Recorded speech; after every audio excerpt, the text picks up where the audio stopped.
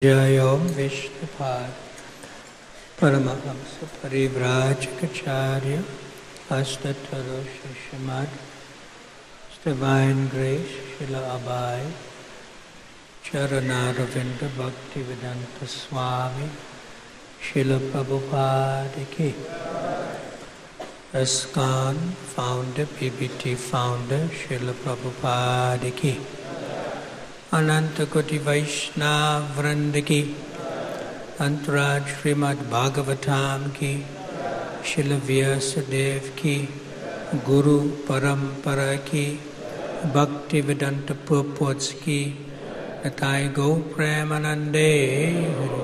All glories to the assembled devotees. All glories to the assembled devotees. All glories to the assembled devotees.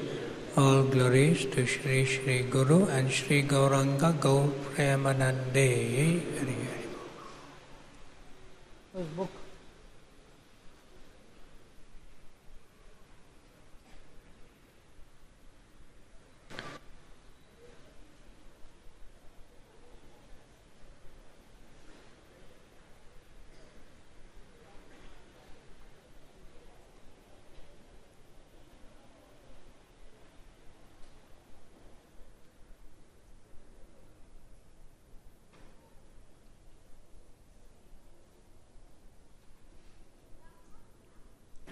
Om Namo Bhagavate Vasudevaya.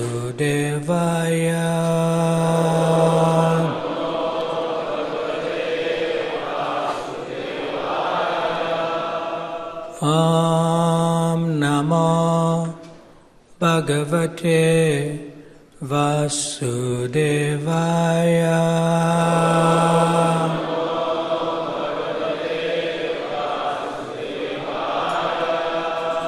Om Namo Bhagavate Vasudevaya.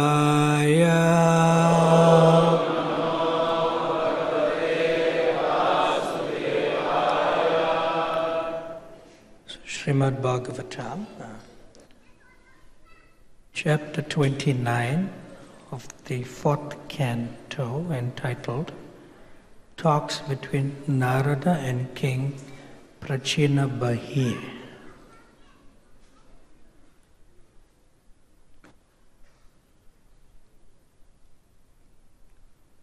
Samvatsaras Chandavega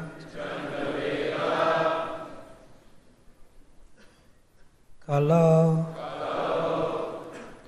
Yena Palakshita Tasya Haniha Gandharva Gandharvyo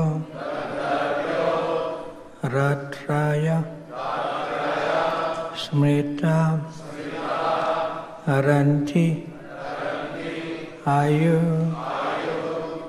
Parikrantya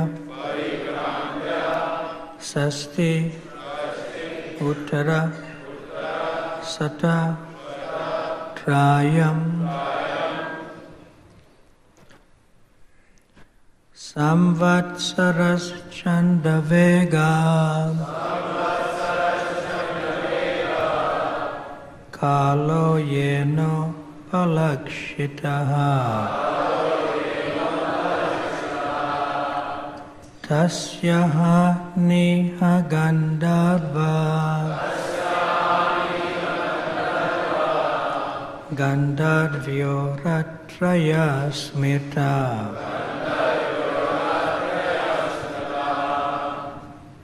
Arantya Parikrantya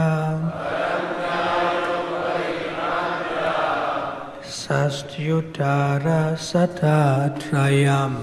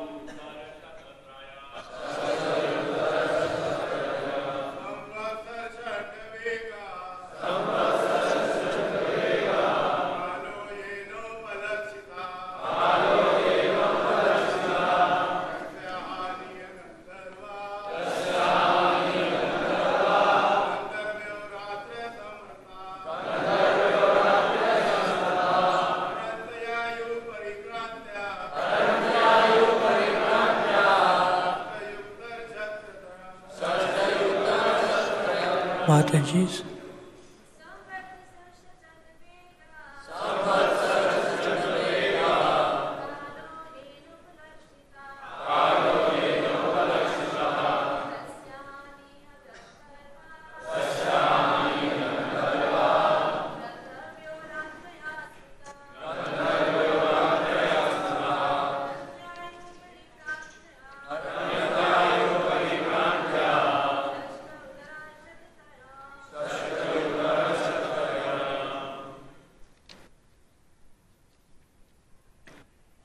Samvatsara, year, Chandavega, called Chandavega, Kalaha, time, Yena, by which, Upalakshita, symbolized, Tasya, of the duration of life. Ahani, days. Iha, in this life. Gandharva, Gandharvas. Gandharvya, Gandharvis. Ratraya, nights. Smirta, are understood. Aranti, they take away. Ayu, a duration of life. Parikrantya, by traveling.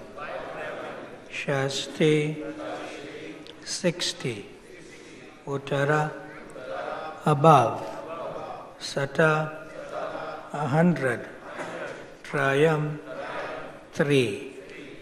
Translation and purport by His Divine Grace A.C. Bhaktivedanta Swami Srila Prabhupada Ki. Translation. What was previously explained as Chandavega, powerful time, is covered by days and nights, named Gandharvas and Gandharvis. The body's lifespan is gradually reduced by the passage of days and nights, which number 360. Purport. The word parikrantya means by traveling. A living entity travels on his chariot day and night during a year consisting of 360 or more days and nights. Life's progress is taken for the unnecessary labor required to cover those 360 days and nights of life.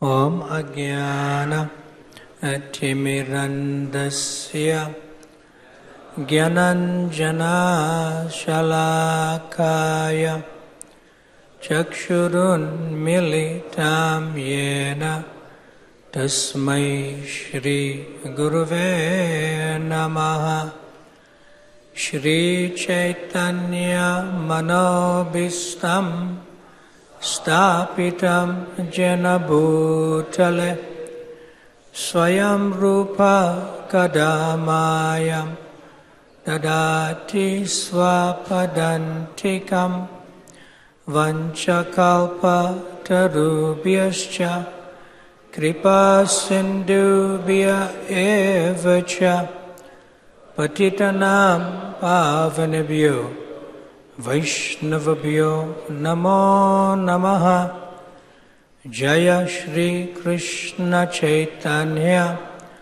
Prabhu Nityananda Shri Advaita Gadadhar Shivasadi Gaura Bhakta Vrinda Hare Krishna Krishna Krishna Hare Hare, Hare Rama Hare Rama, Rama Rama Hare Hare. So in context here, Narada Muni is describing the movements of the living entity to the king, Prachinabahi. Right? You didn't think this chapter, right? And the allegory is in relation to Puranjan, who is representing everything about material existence.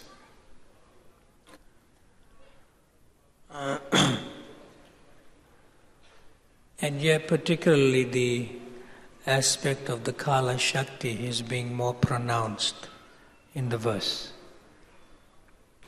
And it talks about nights, and it talks about days, and the cycle, and repeated cycle. From one body to another, from one life to another, from one species to another, and so forth. So, however, one who is not affected by the cause and effect of Kala Shakti or time, that person does not take and does not keep, but gives.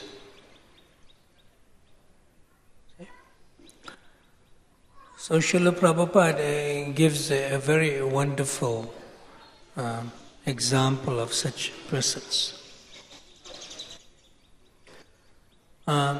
The person who is Kala Rupena, the form of time, and at the same time that person is Sarvesham Abhyavaya.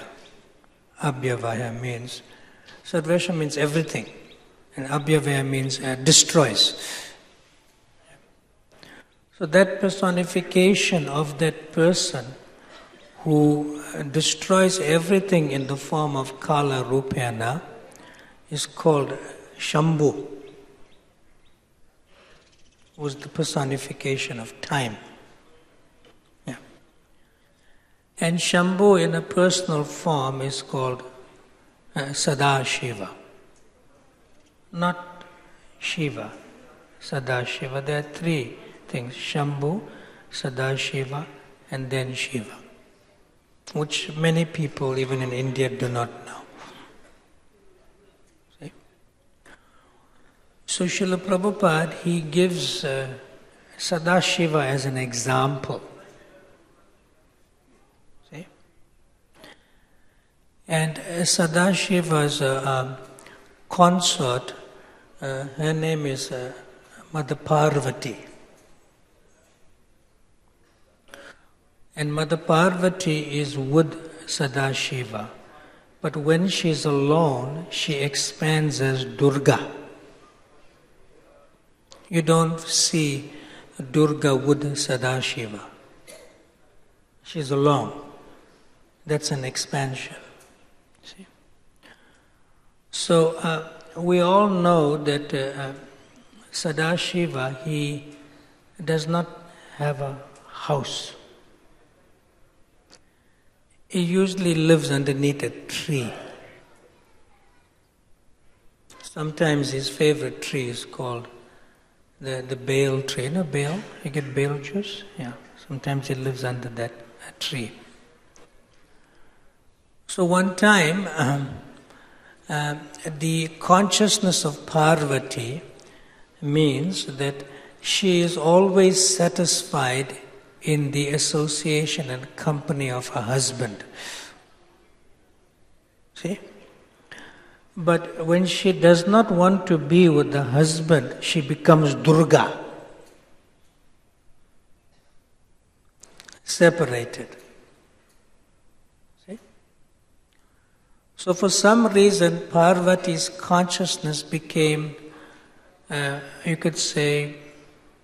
you have Antaranga Shakti, internal potency, and you have Bahiranga Shakti, external potency. So one is inside and one is outside.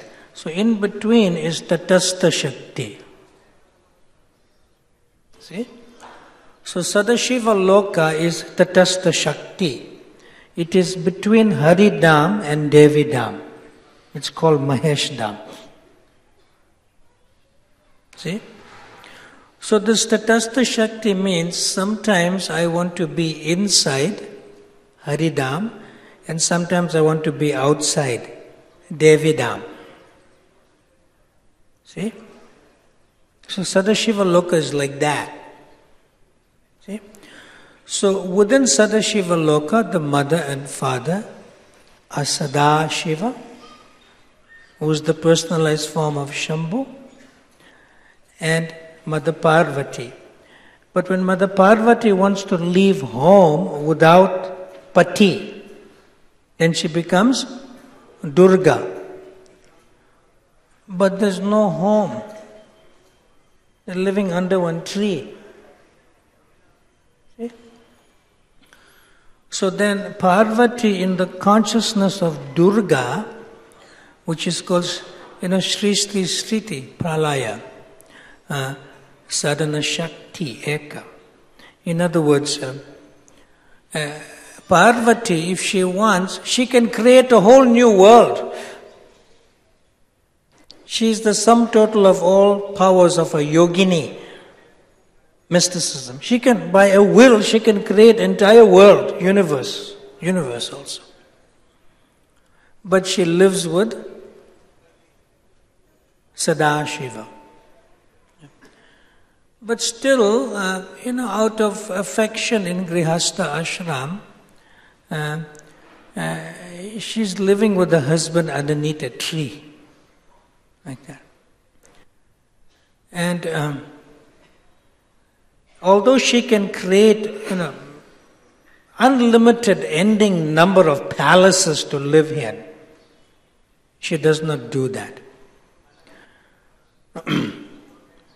So then she requests, Sadashiva, my dear Pati, no home. We're living underneath a tree, like that. In other words, why can't you build a home? No, we need home. So Sadashiva said, if I am satisfied, you should be satisfied living under one tree. And Sadashiva is telling Parvati that, look, if you build a home, it's very restricted, it becomes claustrophobic, But if you live under a tree, every place here is your home. You can breathe nicely.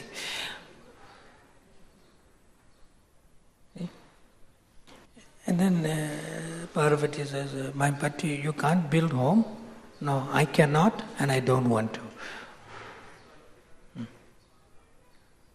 But she says, I can make one. Like that. So,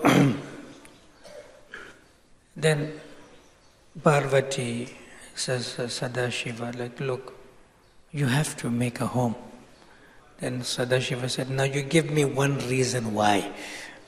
Like that. So Prabhupada says that Parvati says, people criticize us that you benefit everyone to have nice home, nice wife, nice husband, nice wealth, but we don't have anything. If you can give, you must be having. You must be having, like that. Then Sadashiva said, okay, good reason. All right, we should have one home.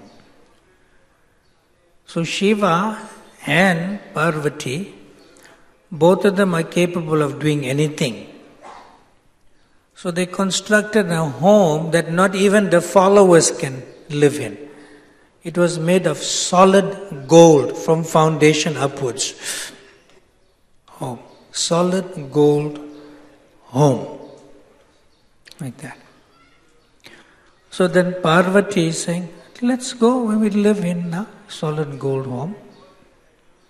No need for light, no need for sun, moon, electricity, everything natural. Gold. Solid gold. Yeah. So then, but Sadashiva said, we have to have, what do you call this in Hindi or in Sanskrit, like house welcoming. And Griha Pravesh, we have to have Griha Pravesh. Yeah. So Parvati said, oh yes, I forgot, Griha Pravesh. So we should invite the best of the sadhus and saintly persons, like that. See? So Garga Acharya or Garga Muni was around, and he has many disciples. So Garga Muni was invited, Prabhupada says, and many other Brahmanas were invited. So Prabhupada said, then after that, because she is Sri Pralaya, she can do anything, so she cooked a big feast, Mother Parvati. And Garga Muni and other Brahmanas were eating and the big feast. Now all the stock was finished of the feast. So after they eating and they washed and they came back and sat, they don't want to leave the golden home. So Parvati asked Sadashiva, why they're not leaving quietly aside? So Sadashiva said, we have to give dakshin. We have to give some dakshin in that. So then Parvati said, how can we give any dakshin? We had everything, and we gave all the feast, and we have nothing to give as dakshin. Now they became bewildered, and Garga Muni and the Brahmanas, they sitting there, chanting, meditating, waiting for dakshin. They won't leave. So Parvati said, I can create something. No, Garga Muni will know that you're creating something mystically. That's not good, because he's a person, we are a person, we have to be careful, he'll know. So we don't have anything in the home. Like that. So became very puzzled what to do. Very puzzled. Then when Srila Prabhupada was about to say what's going to happen, he started laughing like anything, Srila Prabhupada.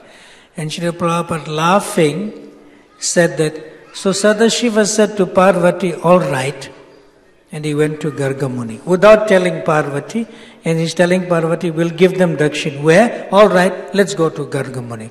So while looking at Parvati, he's telling to Garga Muni and his other Brahmanas, associates, like that, all right, this dakshin, you take this house, we are going. We are going, you take this house. So Prabhupada said, and in that way the house ceremony was over. As a result of the house ceremony, they again had to go and live beneath a tree. So Srila Prabhupada, he gives this example that they had nothing and they created a golden home. See? So they did not keep and they did not take. They simply gave and came back to living underneath a tree. He said, such a person is not affected by the Kala Shakti, not affected by material time. Like Sadashiva and Mother Parvati.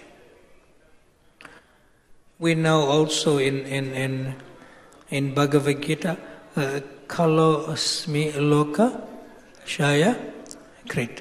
Kalaha, Kalosmi means Asmi, I am time, the destroyer of everything. So therefore Krishna himself is the time factor in the form of Shambhu. In the form of Shambhu. Krishna is all-pervading, and not only in space but also in time. We have, you could say, measurements of time, but we are limited by past, present and future. For Krishna, this does not exist. And for Krishna's devotee, it does not exist. Past, present and future. Why?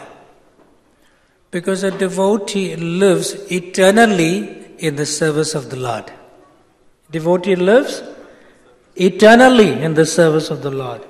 In this life, next life, and life to come, or all the way back to Golok. Living eternally in the service of the Lord. So therefore, a devotee is not affected by past, present and future, because he always lives in the present in engaging in devotional service. Not that I have done, not that I will do, but always I am presently engaged in devotional service. In that way. See? So we'll give you one practical example of that shortly. But before we go further, we want to discuss this time factor a little bit more. See? Sometimes we may say, out of a type of innocent misunderstanding, that time is conspicuous by its absence in the spiritual world. You heard this before? You heard this before? Yes. But that is not true. That is not true, because there's a slight innocent misunderstanding. Because that is not in Srila Prabhupada's books. That is not in Srila Prabhupada's books. What is in Srila Prabhupada's books is that the influence of time is conspicuous by its absence in the spiritual world, not time itself.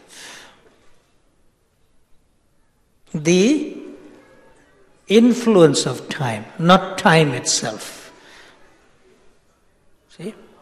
So therefore, time in the material world, when it's present, it makes you live in past, present and future.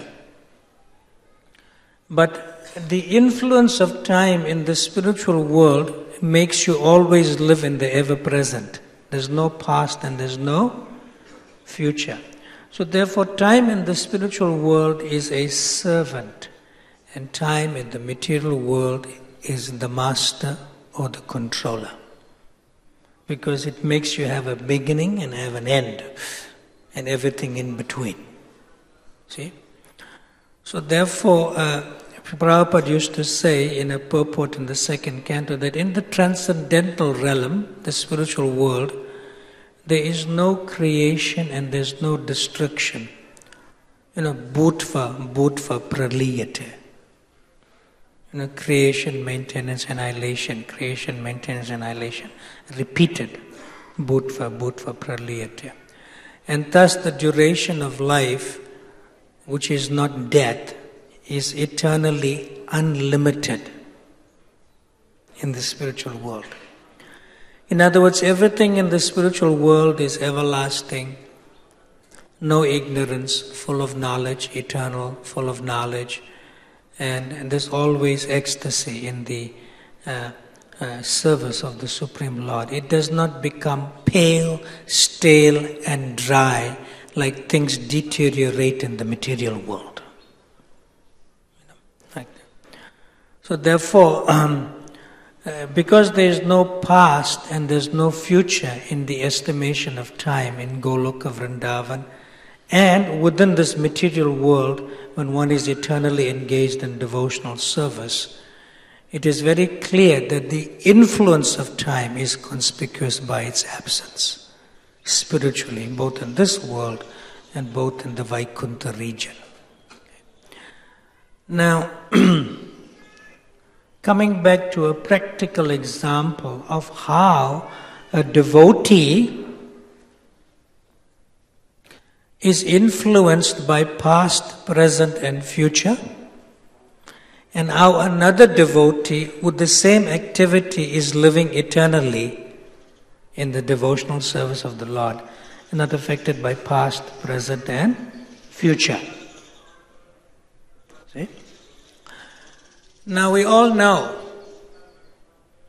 that if you chant your japa in the morning, during sadhana time, in the Brahma Muhurt period, just before sunrise, about 96 minutes or plus minus 1.5 to 2 hours before sunrise.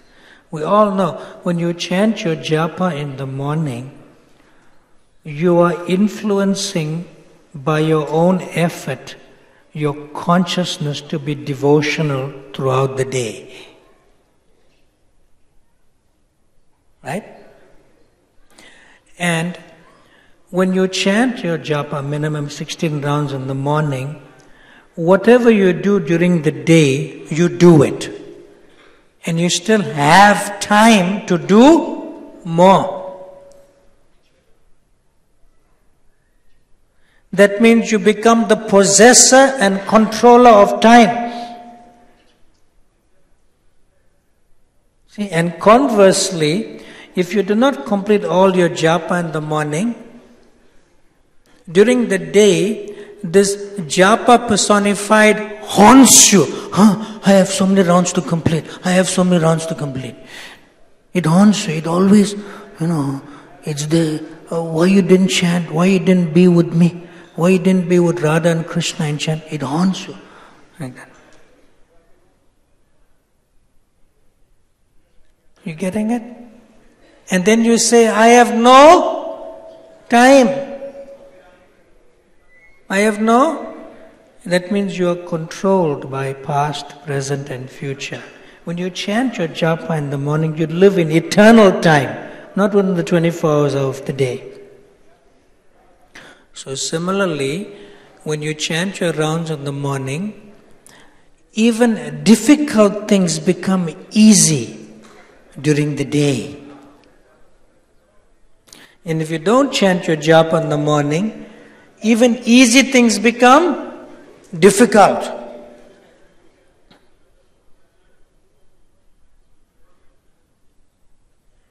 It takes longer to sort out time. But if difficult things become easy, finished. Oh, done. Because of your devotional consciousness of being influenced by chanting japa in the morning. So I'll give you one more example. If you don't chant your japa in the morning, and somehow or the other during your services you become angry at another devotee, that anger that you expose and project to the other devotee will affect his mind, and his mind will tell him, fight with him. You also become angry. But if you chant your japa in the morning, and during the day you become angry at that very same devotee, it will enter his heart, and he will feel, oh, this person cares for me. He is my well-wisher. Same action. But it doesn't enter the mind, it enters the heart. See? So in order not to live in past, present and future, even for one moment or for 24 hours of day and night in the material world, one should chant one's japa in the morning. Then you live in eternal time and live eternally in the service of the Lord. Now, if you chant your japa in the morning and you do service during the day, and if you have completed your service, you'll chant more japa or read more of Prabhupada's books, or you'll ask devotees, can I do more service? Can I do more service? But if you don't chant your japa in the morning, one round at 5 o'clock in the afternoon and 10 o'clock in the night it's like eternity, it doesn't get finished. And your fingers don't move on the beads also. See? And at that time when you do some service and somebody comes and asks you, Hare Prabhu, I had so much service, I didn't finish it and I didn't complete my japa. Why are you giving me more service? And I'm working so hard here. What about that fellow? What about that fellow? You see, your consciousness is different. You are chanting to engage in devotional service. But if you don't chant, you are engaging in service, not devotional service. Because you're working hard. Why am I working so hard and doing so much service? What about him? What about her? Because you didn't chant your japa in the morning. See? So that is how we are affected by time. And that is how we control time. Either we controlled by time or we control time. Just as Krishna is the controller of time, the devotee gets that avesh, he gets that shakti to also control time.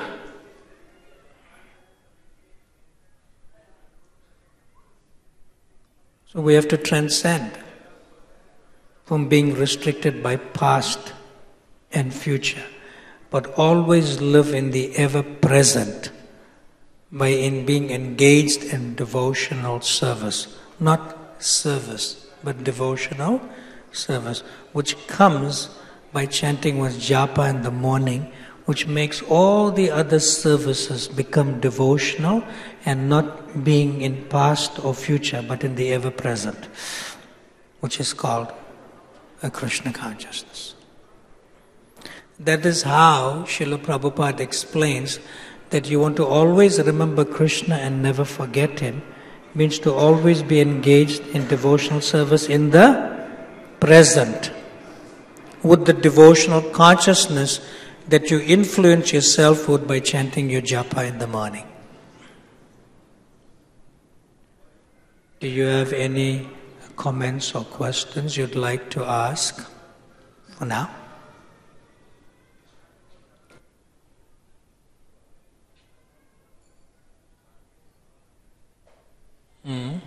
Microphone? Some microphone? Or this one here?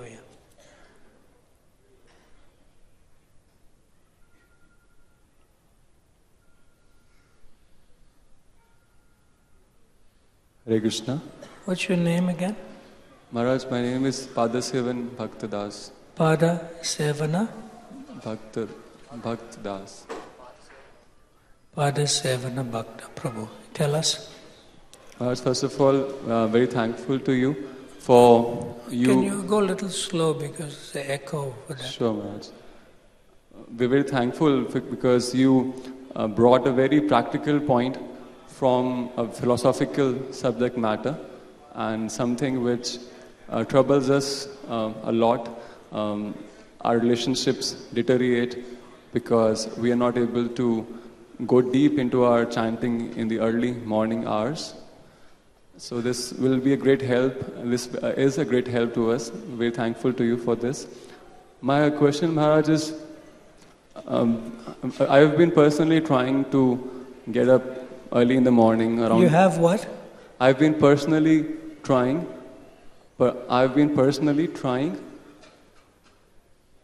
to get up early in the morning. Yes, and because that helps in completing all of my rounds before 7. But the challenge, and it has worked sometimes, but then again after a few weeks of having been able to do that, then again lethargy comes for some reason, then again I give it up, and again there's a struggle. So what is your question? So my question is that is it that it is also important in order to be able to do it continuously, I have to and we have to in the long run also give up or take the pains of what is your question? Sacrificing our sleep. And what is your question? My question is that you're giving me a chapter of what you do in the morning. I want the question. Bharat, my question is that, is it also important that we sacrifice our sleep and also our prasadam timings so that we can do it continuously in the long run? Krishna directly says in Bhagavata, Yajnanam japo yagyosmi. Of all sacrifices, I am the chanting of the holy names, in specifically japa. Krishna directly says this in Bhagavad Gita. Yeah. Now, the body has limitations. The body has boundaries. The body has restrictions. But the soul is boundless. See? The soul is unlimited in its capacity to be spiritual and to serve Krishna and Radharani. See? So sometimes the body gets a little restricted because it cannot handle the overwhelming spirituality of the soul. But the body then eventually gives in, especially the influence of the naughty, mad or crazy mind, which is part of the subtle body, which affects the gross body of the senses and the limbs and the nose and eyes and so forth. Yeah. So therefore, that is not the problem. The problem is not the body's limitations. The problem is the three states of consciousness. See? The three states of consciousness is the waking state, which you can see me doing right now, right? The other state of consciousness is the sleeping state, sleeping. Right? And that sleeping state of consciousness, when you chant, Hare Krishna, Krishna Krishna, Hare Hare. Hare Rama, Rama Rama, Hare Hare.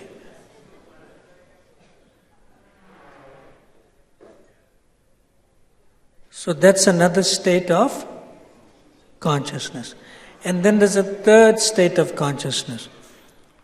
Hare Krishna, Krishna Krishna.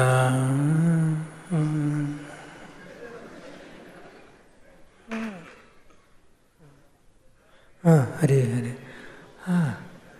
That was nice dream. Dream? So there's the dreaming state, there's the sleeping state, and there's the awakening state. You can chant in all three states the Maha Mantra. But you cannot do it if you're chanting 16 rounds. You cannot do it if you chant 16 rounds. I facilitate a Japa Ashraya level 1. Then we facilitate level 2, level 3, level 4. Right? If you have an intention to chant minimum 64 rounds, and you know you have a Brhat that you're going to chant, you are doing Yajnanam japo yagyosmi. You're going to sacrifice your breakfast. You're going to sacrifice your sleep.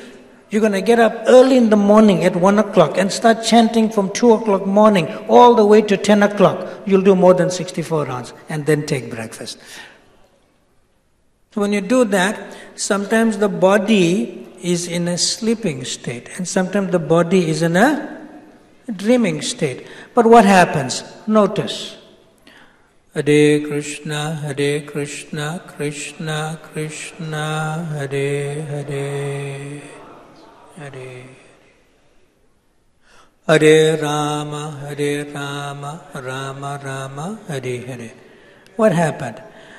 I was chanting the mantra in the awakening state, and the body fell asleep. Not me, not the soul. The soul is always completely conscious of Krishna. But the body went in a sleeping state. And the moment I got up, Hare Rama, I was completing the mantra from where I stopped.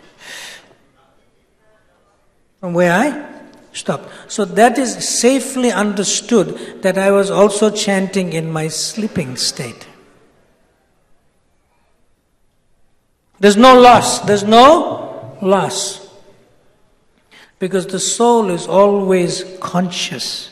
Not awake, sleeping or dreaming. The soul is always conscious. International Society for Krishna, consciousness. The soul is always conscious of Krishna. But the body has its limitations. But the body is trained by the soul not to be influenced by the mind to sleep or to dream and still be awake. And if it dreams or sleep, the soul influences the body and the mind to chant in the sleeping state as well as in the dreaming state. That is the perfection of Krishna consciousness. If you leave this body in an awakening, sleeping or dreaming state, in that consciousness, Goloka Dham ki jai.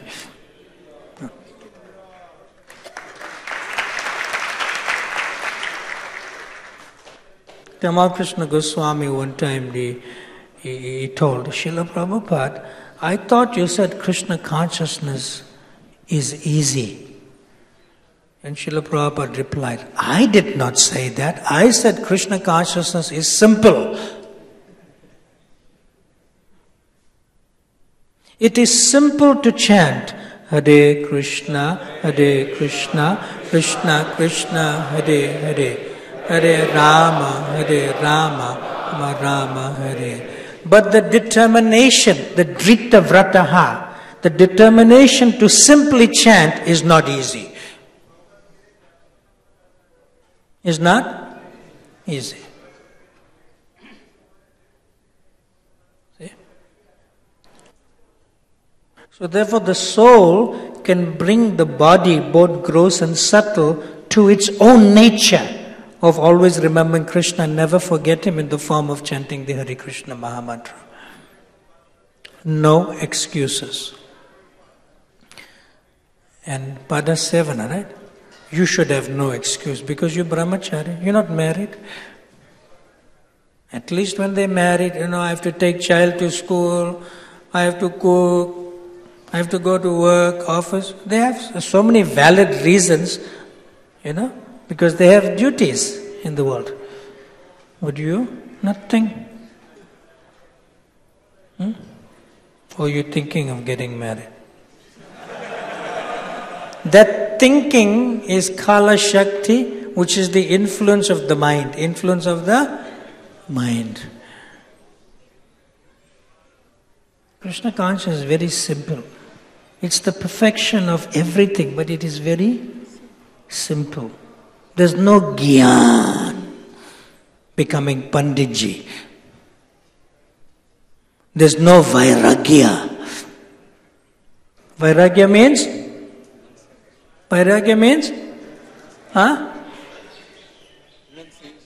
Renunciation. There's no tapasya. There's no austerity. See?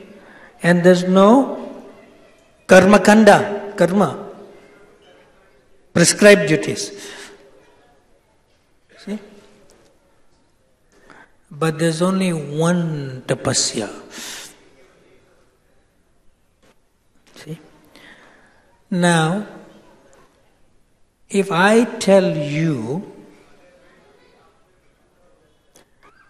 that you should go at the Triveni, Ganga, Yamuna, Saraswati, Allahabad, Triveni, Prayag, right? You go there before Makara Sakranti. Now that is January, right? Beginning. It is cold, right? Very cold. He said, now go dip. Dip. No, too cold. Too cold. That is called tapasya. Right? But we don't go and do that, but that is called tapasya.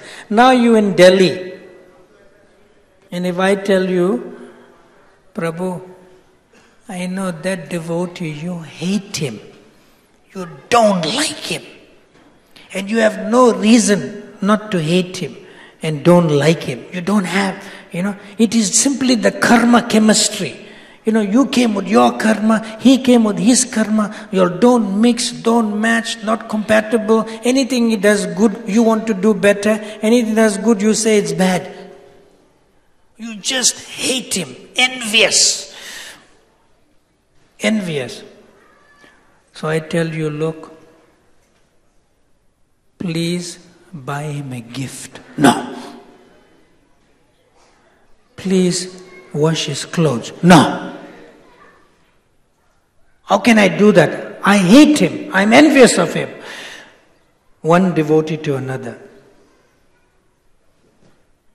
But if I tell him, go to Triveni, Prayag in Allahabad and dip, that I can do. That, but this tapasya, to serve somebody I don't like, I can't do.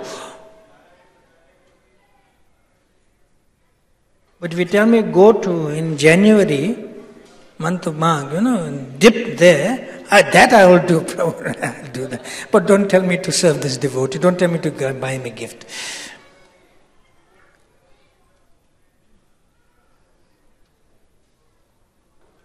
That the Jnanis, Vairagis, Tapasvis and the Karmis, they cannot do.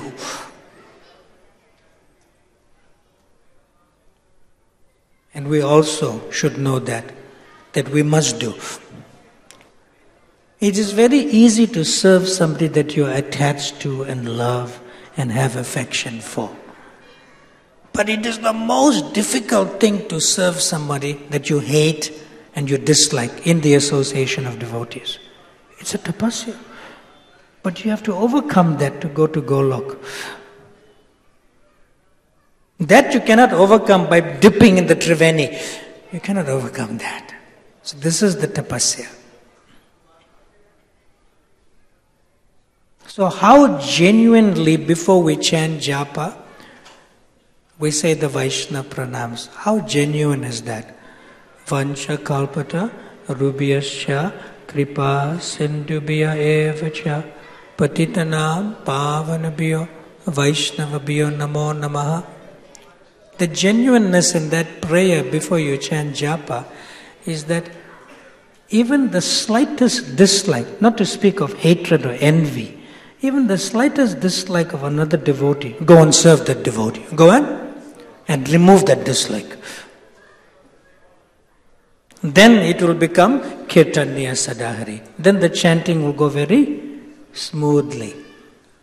Prabhupada said, one can very easily always chant the holy name. Nice question. Thank you. What time we... 9. I saw his hand. It's okay. Any Matajis, Vaishnavis have question? Raise your hand. We'll bring microphone to you. Anyone has question?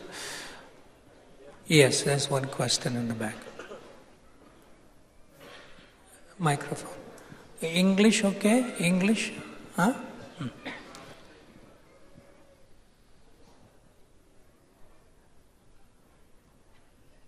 Maharaj, thank you very much What's your family name? Maharaj, Abhijit Mohini Devidas. Mohini? Yes, Maharaj. Okay. Maharaj, thank you very much for such a wonderful class. Your son is next to you? Yes, Maharaj. Yeah, so somebody take care of him while you speak. Maharaj, as we live in a family, living in family. So I have to take care of my child. You have to take care of your child. Yes, Maharaj. And Maharaj, I have to take care of my in-laws, my parents. Okay. Maharaj, sometimes it happens that I am not able to chant sleep in the morning. Yes, Maharaj. Yes, okay.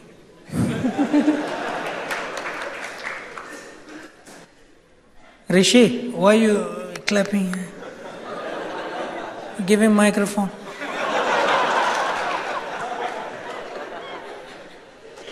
Give him microphone. Maharaj, you're the only speaker I have seen who doesn't need a question to answer. Huh? You're the only person I have seen who doesn't need the question to be completed for it to be answered. Thank you for reading the consciousness of the question. But why you were happy? Nice question. I was clapping for the way you completed her question and you almost knew what she was coming into. That's the reason I clapped. Of course, I did empathize with her feelings. Okay.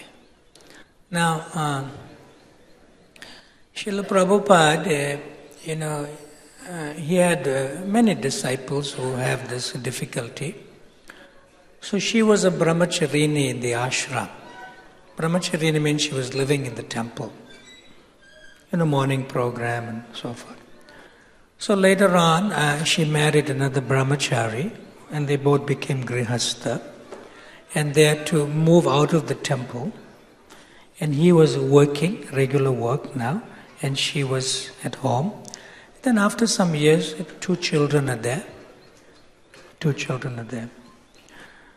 So, and children are very small because, little babies, they don't make you sleep soundly throughout the night. They get up at any time. So she was missing the morning program. She was missing the morning program. Before I got married, everything was so blissful and, get up early, go to Mangalati, go to Guru Puja and so forth. She was missing it, see. Now, in that sense, most of our devotees in the congregation don't know that. They do not know what is the morning program because they haven't been trained in it. They haven't been trained. They must have got married and get initiated, but they don't come to a sadhana, morning program. Yeah. So that is one sort of kind of consideration, that they did not have a morning program even before they married and after they married. So they don't know the bliss and ecstasy of Krishna consciousness in the morning program. So they don't know that. So therefore they do struggle with their rounds. Some rounds lunchtime at work, some rounds evening, some rounds when the child is gone to preschools. They don't know. So that is one consideration. It's not a defect, but they don't know morning program. So what you should do is that you should tune in first thing to a morning program. So you bring yourself, your son, what is his name? Rishikesh. Yeah. And then you bring your Prabhu and you come and stay in the guest room, guest house, in the temple, right? Yeah. You say, and then you bring your mother-in-law with you, let she take care of the children in the room and you come to morning program. You do that on a Friday and you go back home Sunday. And then during the day you engage in some practical service. So when you come here, you get the Shakti, you get the Tejas, you get the potency by the association of devotees and the deities and Mahaprasad. So you should be inclined to do that first. Which during Srila Prabhupada's time they already had before they got married. Are we clear? Most of our congregation, they don't know what is morning program. And because they don't know what is morning program, sometimes they want to make decision based on temple devotees. That is also a problem. Because they don't know, then they make some decision. The consciousness is different of somebody who has a sadhana and somebody who does not have a sadhana. See? But then we'll give the principle that Srila Prabhupada told to this Grihastha Mataji, who got 2 children, but before she was brahmacharini. So she went to Srila Prabhupada and she started crying. See? And Prabhupada asked, you are crying, but who's crying outside? She says, no, that's my baby. Bring the baby in. She says, the first thing Prabhupada said, you have baby and you're left outside. But Prabhupada, I didn't want the baby to disturb you when I'm talking to you, when I came for your darshan. No, you bring the baby inside. He said, mother must never leave baby. Mother must never leave baby, especially small baby. So she brought the baby in. See? So when the baby came in, so Srila Prabhupada, he took his little finger, little finger, and he was touching the baby. And the baby took Prabhupada's finger and started licking. And Prabhupada said, huh? See? And after that, Prabhupada didn't do Achman, to wipe. He's still talking. Because any child, between the day they are born till before they enter 5, they are pure in the innocence. They are pure in the innocence. So it's not an issue. See? Then Prabhupada said, so why have you come? So she explained that, and she started crying. And then the servant, he had to give some sweet to the baby, and Prabhupada's a servant. Yeah. So she said, Prabhupada, I was living in temple, I had so much association of devotees, morning program, now I got married, now the second baby has come. It's difficult for me to chant my japa. What to do? Yeah. And Srila Prabhupada said that you must do 2 things before 10 o'clock morning. Before 10 o'clock morning. You must complete your 16 rounds of japa, and you must always hear Srimad Bhagavatam. These 2 things for the morning, not for brahmacharis.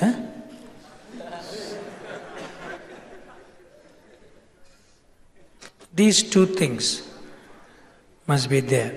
And he says, as soon as the child is school going, then it becomes easier, because the child is not with you. This is so long as the child is with you. 2 things. Before 10 o'clock in the morning. And Prabhupada said, is that, you can do like that? Yes, before 10 o'clock, yes. Because after 10 o'clock, the sun comes out. Sun is above, Then the blood starts boiling more.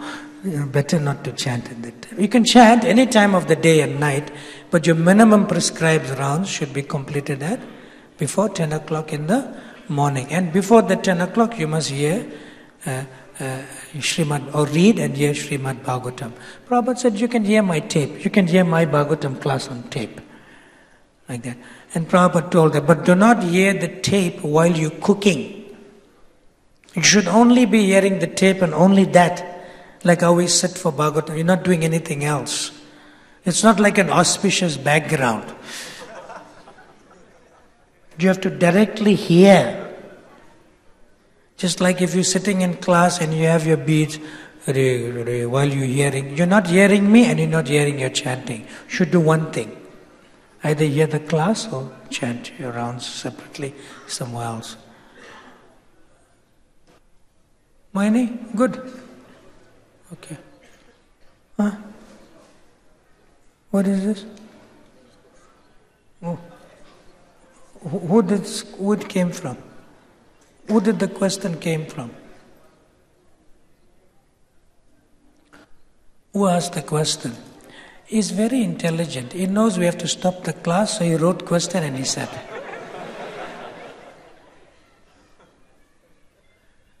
Now who's in charge here? Mohan Rupat said he went out for another engagement. Who's responsible here? You. Oh, Rishi Kumar has given me blessings and permission. Thank you, Rishi Kumar. Prabhu, you're very kind and very merciful. What's your name, Prabhu? Huh?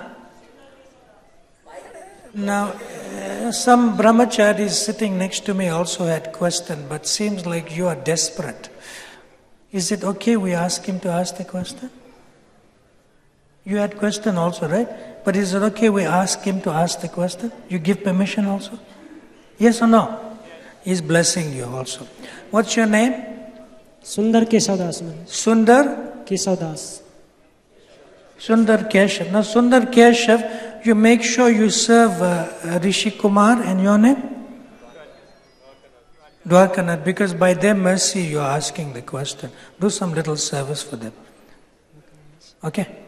Today. Okay.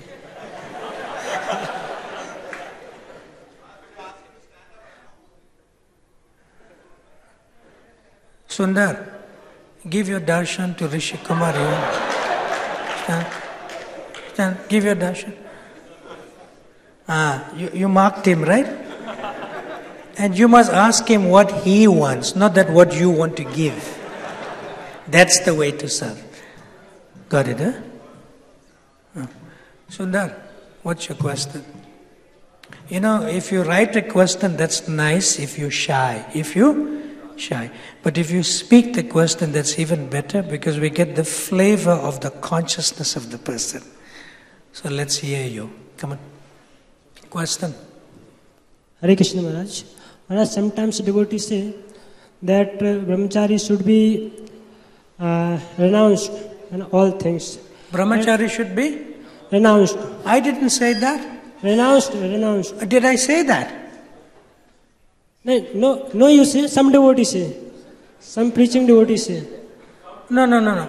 Don't talk about some devotees. We should always respect a person in their absence. So now rephrase your question. Say, what if? Say it like that. Say. Okay. What if? And then continue your question. Don't refer to somebody else. We always respect the person in their absence. Say, what if? Say. Yeah, Maharaj. And then say your question. And sometimes some devotees say that... Say, what if I want to renounce? Put yourself in the first person. Don't refer to a third person. Okay, Maharaj. So, Maharaj, if we are... good. Yeah. We are engaged in renounce mood. Renounced mood. If I am in a renounced mood, say. Okay, if I am in renounced mood. Right. Now my question is, what do you want to renounce? And sometimes... what do you want to renounce? Renounce means physical...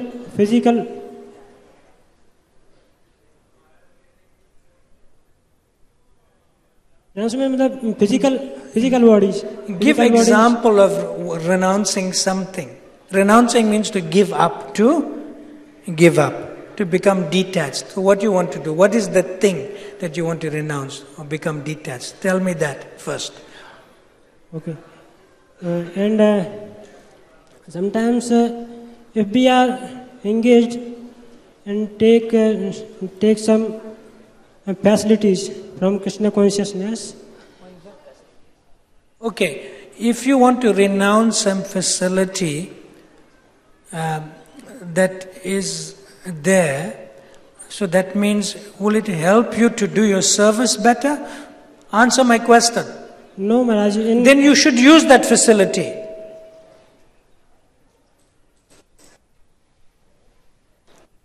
In Krishna consciousness, we renounce nothing. And we don't become detached. That is Mayavad. That is Mayavadi. That is impersonalist.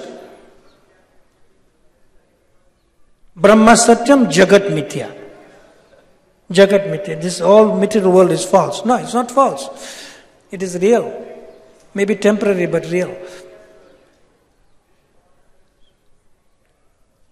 See? So what's your complete question? Yes, Maharaj. Finish. Okay, answer. You know, Krishna is Aham Adi Devanam. He is the source of all the demigods. You know, Krishna is Aham Bija Pratapita. He is the father of every living entities. You getting it? Krishna is Sarva Karana Karanam. He is the cause of all causes. We know that. Krishna is Bhoktaram Yagya Tapasam, Sarva Loke Maheshwaram. You know, He is the proprietor of everything and He is the beneficiary of all our activities. Are we clear? So there's nothing to renounce. There's nothing to renounce. Because you're doing everything for Radha and Krishna's pleasure. Even if you marry even if you have a wife, is she your wife first or is she the devotee first? Is your wife a devotee or is the devotee your wife? You should answer that question. See?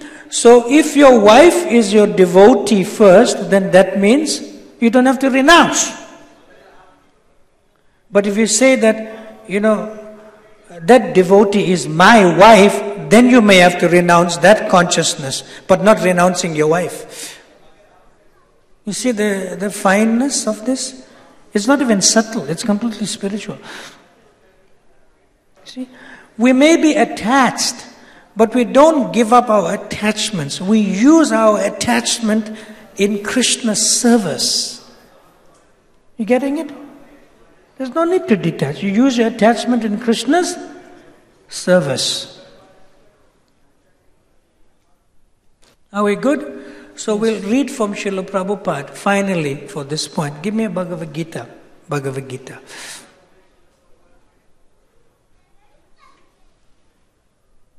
Our process is not attachment and detachment. Our process is, Nirbandha Krishna Sambandhe Yukta Vairagyam Uchyate. We dovetail everything for the pleasure of Radha and Krishna. Even our attachments, even our influence, even our power, even our wealth, even our intelligence. We do everything in Krishna's service. So this is in chapter 13. There's a group of verses, text 8 to 12. Text 8 to 12. Where are we now? Okay, we're coming close. Okay, so there's 5 verses in this chapter, and we are discussing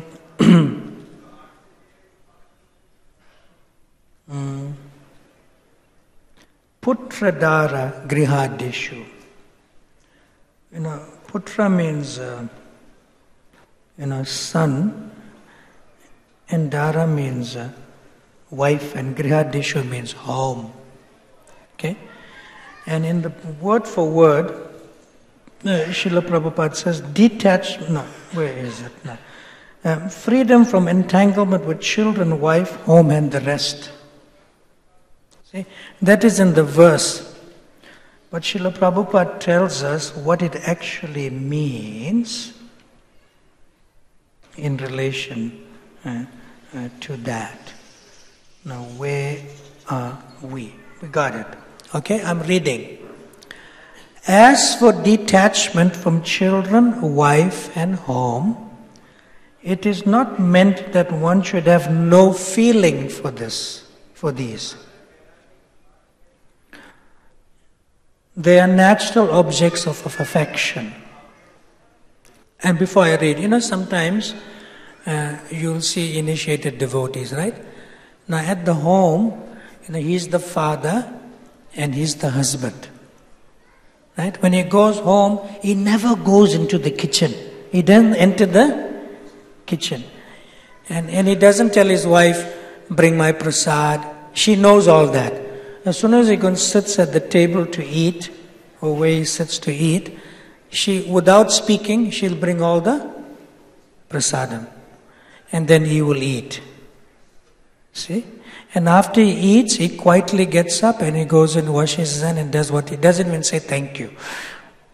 Okay? So she takes it dutifully back to the kitchen and cleans everything. See? Then one day she comes to the temple on Sunday program evening, like that. She's looking for a pati, looking for a husband and the father of her children. See? And where she sees him? She sees him in the DT kitchen. And what he's doing? On the floor, he's scrubbing floor.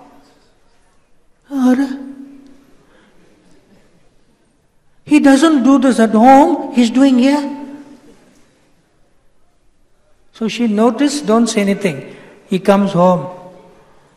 Prabhu, I went temple, I saw you on DT kitchen floor, scrubbing, cleaning, but you don't do home? What is difference between that kitchen and this kitchen? Yeah, also I'm cooking prasad, offering to DT at home. Why is there? and here different. See?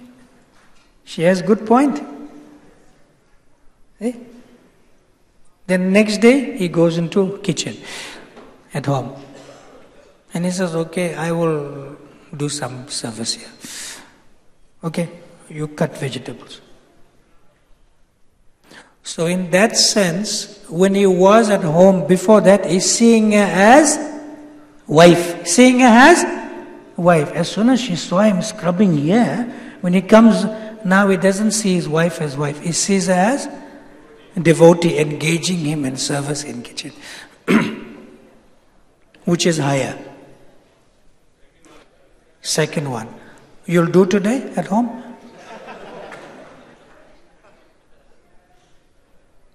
You see? So we don't detach, we engage our attachments in devotional service, and they engage us in devotional service. First as devotee, then as wife. So let's read on, and we'll complete for now. Rishi, it took more time, sorry. You'll invite me again? Okay.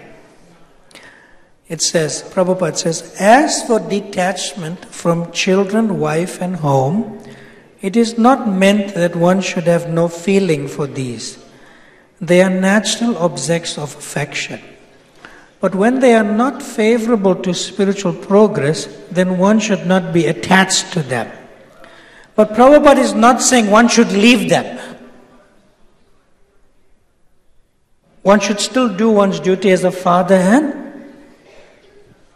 husband or mother or wife. Still do duty. Then Prabhupada says, the best process for making the home pleasant is Krishna consciousness. If one is full in Krishna consciousness, he can make his home very happy. Because this process of Krishna consciousness is very easy.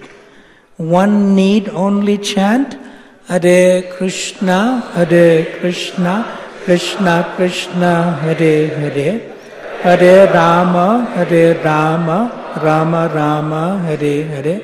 That's one activity. Then, accept the remnants of foodstuffs offered to Krishna, only eat Krishna Prasad. Have some discussions on books like Bhagavata and Srimad Bhagavatam, discuss the scriptures, and engage oneself in deity worship. You will have deities at home or pictures, you can do arti. These 4 things will make one happy. One should train the members of his family in this way. The family members can sit down morning and evening and chant together Hare Krishna, Krishna Krishna, Hare Hare, Hare Rama, Rama Rama, Hare Hare. If one can mold his family life in this way to develop Krishna consciousness, following these 4 principles, chanting the holy name, only honoring Krishna Prasad, discussing books like Bhagavad-gita and Srimad Bhagavatam, and worshipping the deity, if one does these 4 things, then there is, Prabhupada is very clear, then there is no need to change from family life to renounced life. Prabhupada says. So we don't really renounce anything. Okay? That being said, in this particular part, Prabhupada never uses the word house. Griha means house. But Prabhupada uses the word home, not house. See? So there's a difference between living in a home and living in a house. We know that. Sometimes when you go back to your house, it is still a house because there's no affection, relationship. Then sometimes they don't talk to you for days and you in one room and in another room. House is so big also.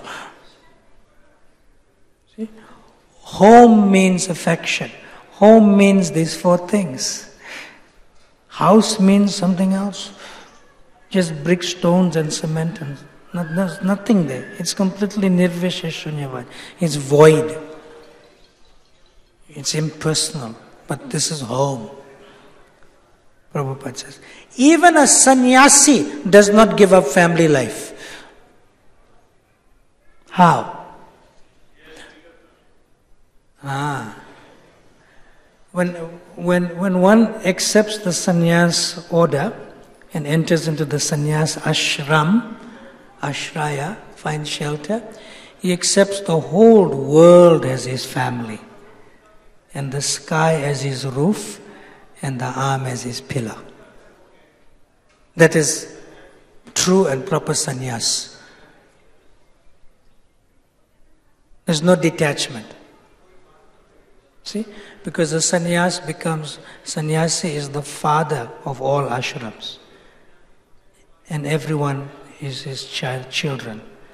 And he can adopt children on behalf of the Supreme Lord. We okay?